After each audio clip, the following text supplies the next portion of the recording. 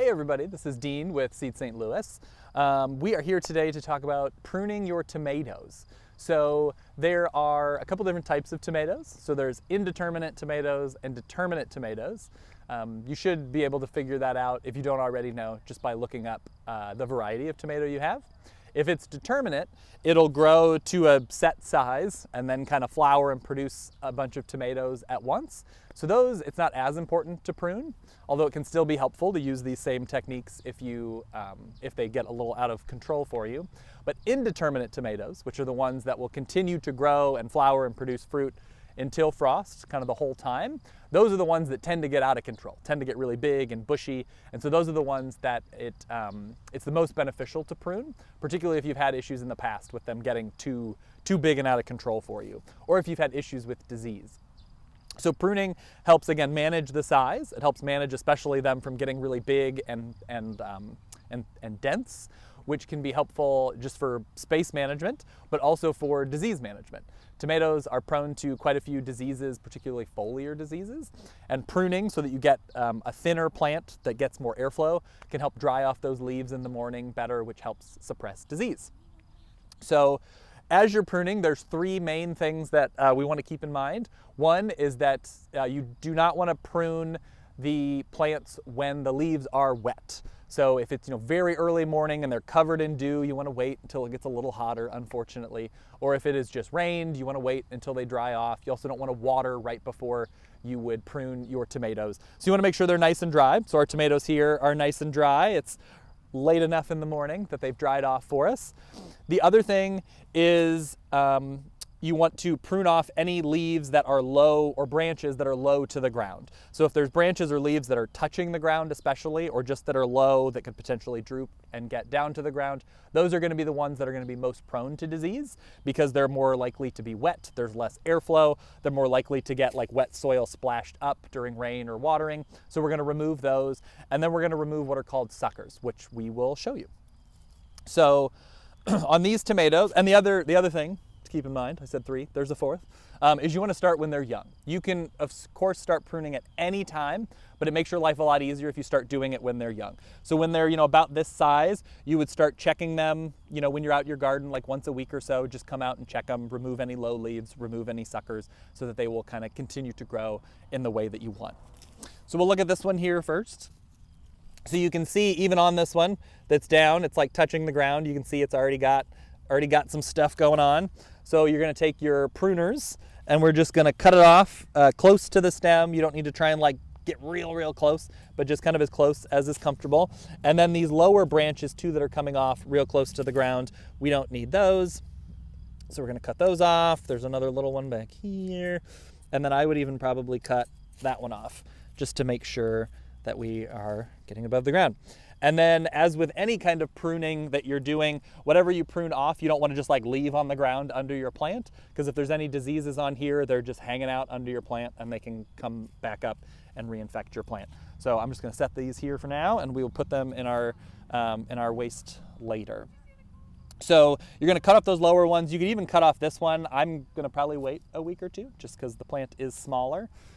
But then the other thing you're looking for is suckers. So suckers are relatively easy to find when you know what you're looking for, because what it is when a determinate tomato is growing, you'll see this where like there's the main stem and then you've got the leaf. So the leaf here. So suckers are what will grow out in this little like meeting point right here. So you can see down here one leaf. So there's the stem, there's the leaf, and then there's this branch coming out. So this is a sucker. So this one needs to be cut because suckers are, again, they're mostly vegetative. They're not going to produce as much fruit as the main stem, and they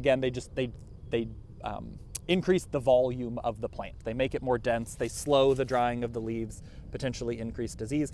So we're just going to cut that right off there, and then other suckers. There's one down here we can see if I can get the angle right here. So you can see here too, there's main stem, leaf, and then there's this little tiny sucker just starting here. So this is why it's helpful to do this, like regularly, is when they're little like this, all you got to do is you just grab it. It just pinches right out. And so you can do that. So if you're doing it regularly and you're catching them, you can just go through and just pinch, and you're good to go. And that is all I would do on this tomato. So that's it. It's pretty simple, again, if you do it from the beginning when there's not a whole lot to do. And then you can tie this up for the trellising that we're doing here. It's going up to this stake. This one's a little short to reach over to the stake, so we're not going to tie that one today.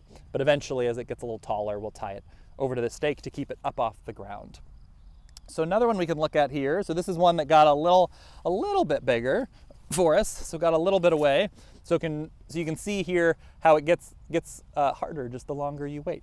So this one got 2 stems early on, so you could leave these 2 stems. They both now have fruit on them. They've kind of become main stems, but as you trellis them up, you can see there's then twice as much volume. So it just gets more, there's more density. So if you've had issues with foliar diseases in the past, I would probably cut one of these off still and just go with one main stem. But for us, we haven't had many issues here, so we're not going to do that. But we're going to do the same things we talked about on the other plant. So you can see down here, there's all these other suckers that are coming off because it's kind of flopped over a little bit. So we're going to remove all of those, and these are small enough that we can just pinch them. So we're going to remove those, and then we're going to go up these stems, and again, look for anything in between here and pinch them out. So there you can see a sucker. Up here, there's a sucker. And then over on this one, kind of the same thing. Let's see, there's a sucker here. There's one here. And then there's a couple leaves that are down low. So we're gonna cut some of these shorter ones. And that might be good for now. But again, you can see just how much more dense it is if we have the 2. So like I said, you could cut one of these off and just leave one, and then you'd be good to go. It'd be nice and thin. Or you could do 2 on the same stalk if you haven't had issues in the past. The other thing you could do is you could put in another stake over here, and you could trellis 1 to 1 and kind of 1 to the other. If you were going to do that, this is going to kind of lay over, and you would then need to cut off all these other leaves that are going to be close to the ground. But you could do that as well. But otherwise, this one's relatively good to go. And then because this one is tall enough, we would just tie this up to the stake. And we're just using some jute twine here.